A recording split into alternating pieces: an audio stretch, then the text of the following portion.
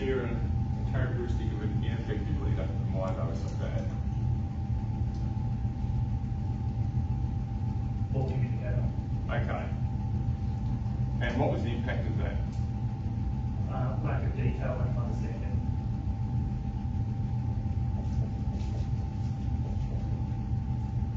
What else?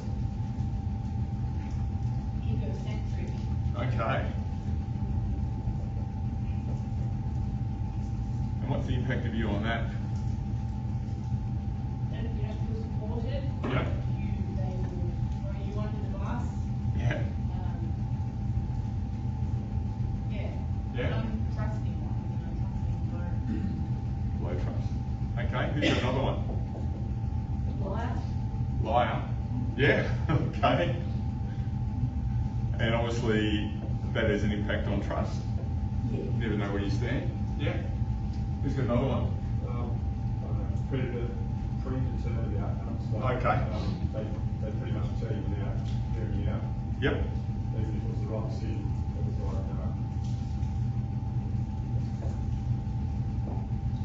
And how does that make you feel? Or what do you need to be? Yep. So it's like that unsupported or low value. One more would be effective. The fair weather leader. Okay. Every good, but just speaks or throws under the bus for bad. Yep, yep. So they don't take responsibility. Yeah. Yep.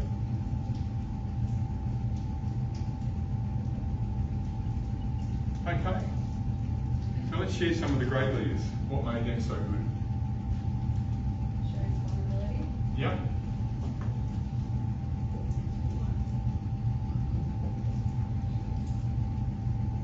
And what does that do for you? It builds trust. It allows you to be vulnerable as well and just makes them more of a person.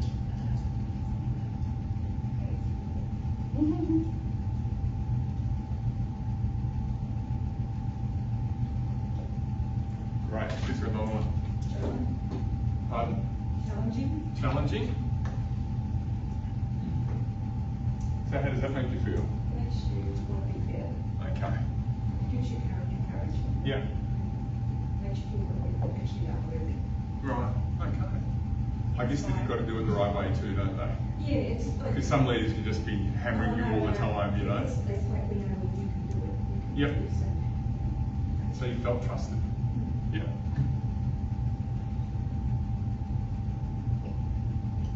Who's got another one?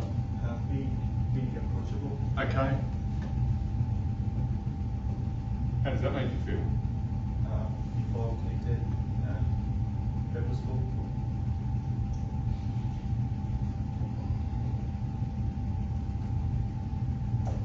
Right. Inspiring. Okay. What do they do that inspires?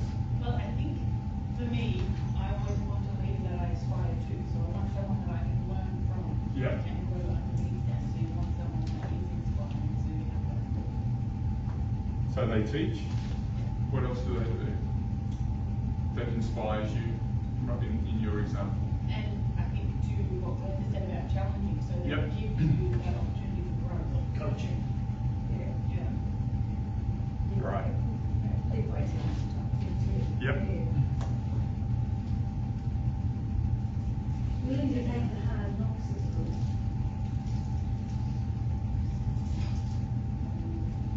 They take responsibility. So what do you notice about that list?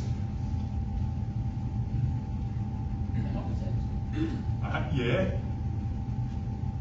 None of you said that the reason my leader was so bad was because they weren't very intelligent, or they weren't very capable, or they weren't strategic or good decision makers. You know. So when we think about great leaders, we tend to think about how intelligent they are and how capable they are and how they get things done. But what you've just shared, and I do this a lot, and this is the result we get, is this is all about connection. This is all about emotion. This is all about EQ over IQ. You know, whereas we recruit for IQ, we think the greatest leaders are just those really smart people that just know how to get things done. But the most impactful leaders you've had, well, good or bad, it's either, it all comes down to this emotional, how well they connect, how well they build trust within their teams. And these aren't isolated examples. Every time I have this conversation, I get the same sort of list every single time. So when we think about trying to be a better leader, too often we can get distracted by the tactics, okay? Whereas it's, at the end of the day, it's more about behaviour than about how much we know. In fact, one of my business values is behaviour over knowledge, okay? I've got a room full of really smart people, but what will have more impact at the end of the day is about how you show up, not about how much you know. Does that make sense? So let's have a look at some other examples about this.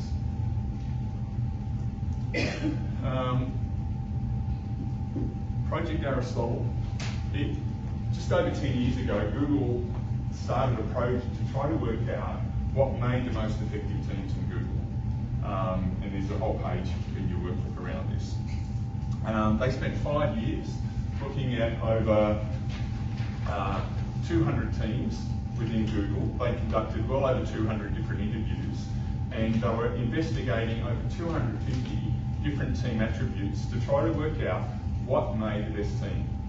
And at the end of the day, they found that the most effective teams weren't based on how smart the leader was, how smart the individuals in the team were, whether they shared the same sort of motivation, whether they had the same sort of educational background or social or cultural background. The only thing that mattered at the end of the day was how much trust was in that team. And Paul Santagata led that project, and he said individuals on teams with high trust bring in more revenue, are less likely to leave Google, and are more likely to harness the power of diverse ideas from teammates, and are rated as effective twice as often by executives. There is no team without trust.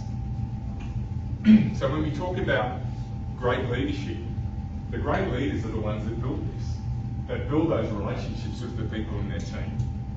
And so a lot of what we're going to do today is just explore what it means to not only trust someone, but to build a trusted team around you. So out of Project Aristotle, they identified a few things. We talk about psychological safety, which means it's safe to speak out and offer a different idea. That dependability, that you've got that sense that you can count on the people within your team. Structure and clarity, like understanding what is your role, what is your responsibilities, and these are things that obviously popped up in here as well. Having a sense of purpose in the work that you do, and the belief that the work you're doing is making an impact. And something I read that also came out of this was that the #1 predictor of building psychological safety in a team is, and it just sounds too simple, but it's making sure that when you have meetings, that everybody in the room has the same opportunity to speak. So one of the things I did while I was waiting, and I was sitting there for like 35, 40 minutes, there's 14 people in the room. I was curious to see how many of you contributed in that early discussion about purpose and mission and so on. And that was 12 out of 14 in half an hour. So I'm already thinking this is a pretty good group. You've already developed that. But what's important when you're leading a team and you're in this sort of environment, especially if you're leading the team, is that don't wait for them to speak up. We create that sense of trust and interest and valuing their opinion by asking people for it. Okay? So if someone's been a bit quiet, and it doesn't mean that every single meeting everyone has to have 5 minutes to speak, otherwise it's out of whack. But over time, we need to make sure that we hear from everybody. Because as funny as it sounds, that's the #1 predictor of safety, that having that sense of safety in a group. And I was really pleased that as a group you've already demonstrated that quite well. So that's, I think, an important lesson to take home from today. And just think about next time you're running a meeting, call everyone in. Okay. So different perspectives on trust. So the self, team and organisation is what we're going to talk about. So what does it take to trust yourself? Where did that come from? Confidence. Beg your pardon? Confidence. And how do we build confidence around something? Knowledge. Knowledge, yep. Experience. Experience, yep. What else?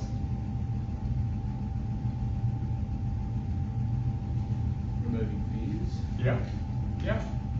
Who doesn't have fear of failure in this room?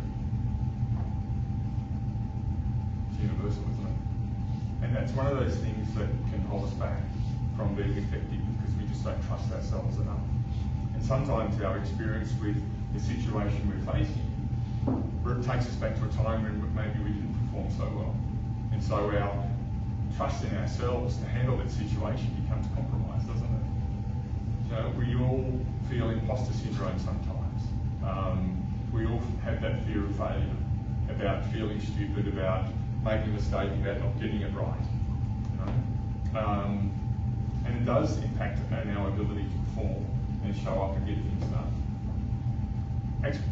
The studies showed actually that people with imposter syndrome actually work harder. Okay, they're not overconfident. They become more aware of their gaps, and so they tend to work harder to make sure they get whatever they're dealing with right. So previous experience is a big forecaster, but then how do we deal with a bad experience?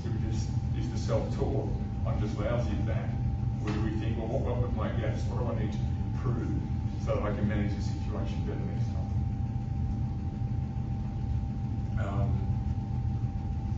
Yeah, so a lot of things like self-doubt, experience, knowledge of what I wrote in my notes as signs of self-trust, or that can build self-trust. What about team trust?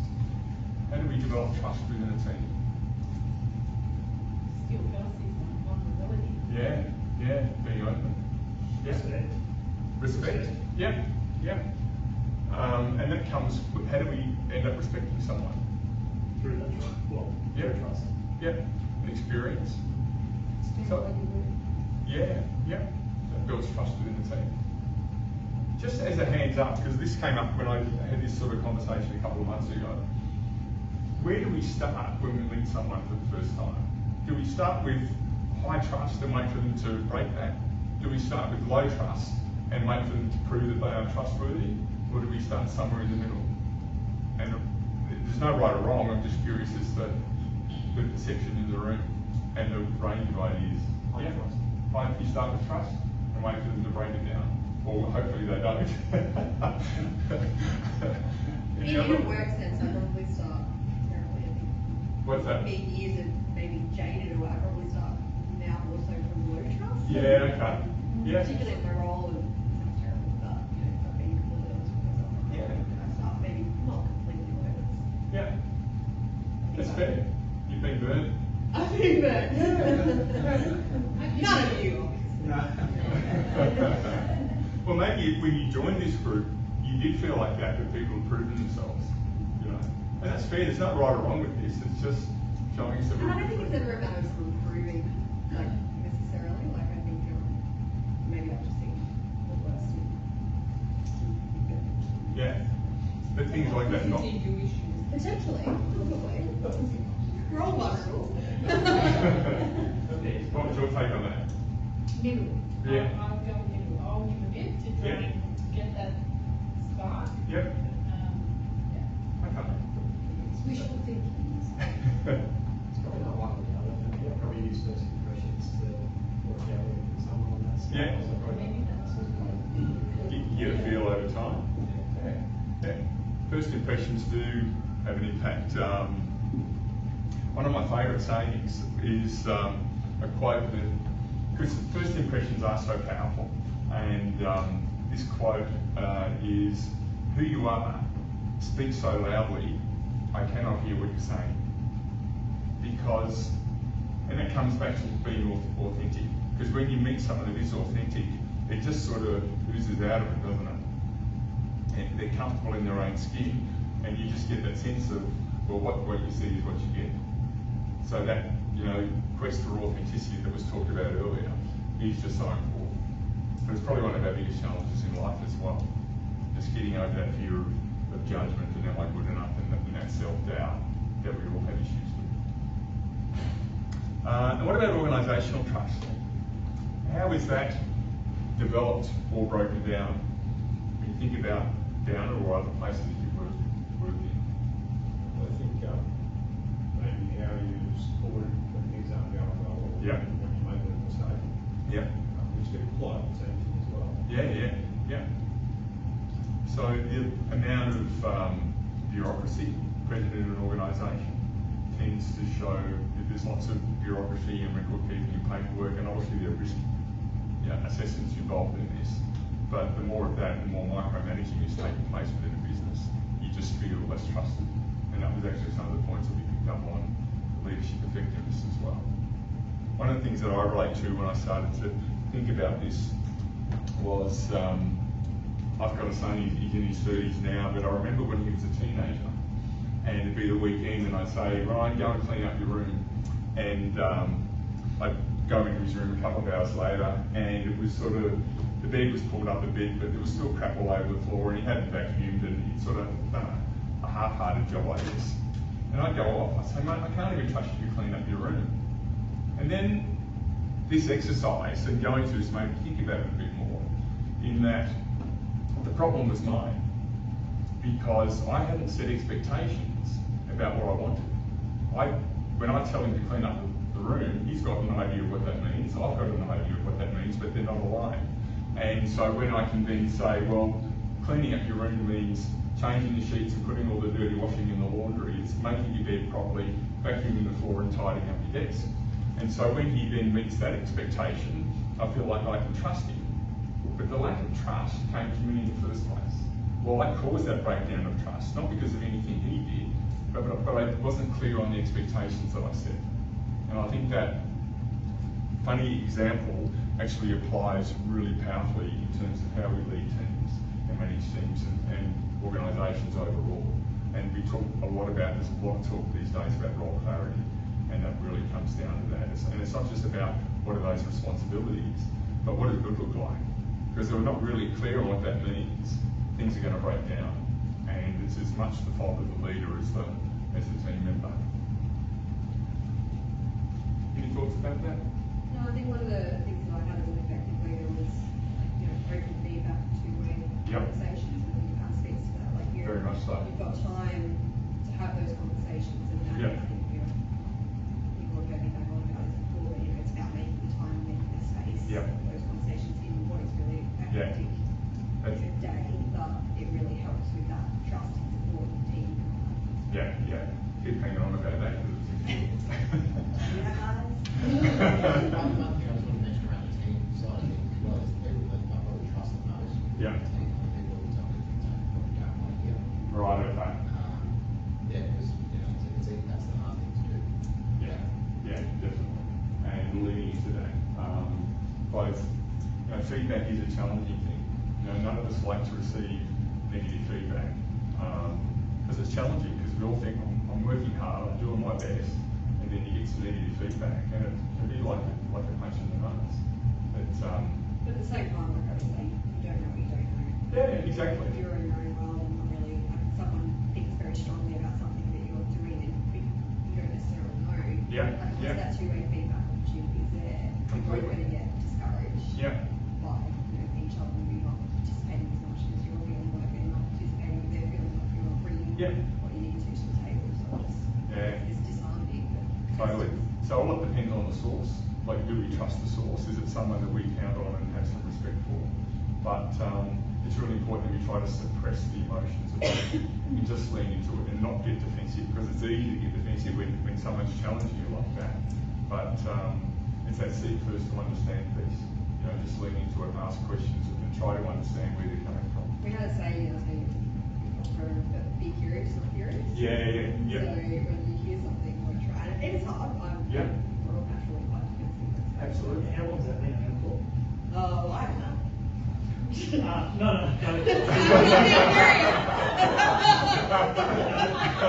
I'm just curious. No, because it's something, as soon as that conversation started, that's something that popped into my head, and I heard it off Mark when he first came inside. Yeah, okay. And it's something that I've been focusing on. We had a workshop probably two or 3 years ago. Okay. Probably 4 months. Yeah. But that's something he came outside and we had a little trouble with AMW. And it was Well, something I'd be curious about it. but that was one of the things we ended that meeting with, and that's what he wanted our main focus to be on. And that's something I was thinking of when we were having that conversation. Yeah, it helped me. I think I bring myself back to it. Yeah. Because you naturally, like, particularly if it's about your work or your team, you're naturally like, oh, you know, like, yeah. I like that. Yeah, it's cool. Yeah. Be curious. Be curious, not furious. Yeah, because I'm naturally curious. It helps in the conversation though, because you're finding out more detail and you're calming You're down not the person. defending, Yeah, you're great. asking. Yeah. Probably a big one for me, Mark, is when you talk about organisations building customer relationships Yep. and building trust. Yeah.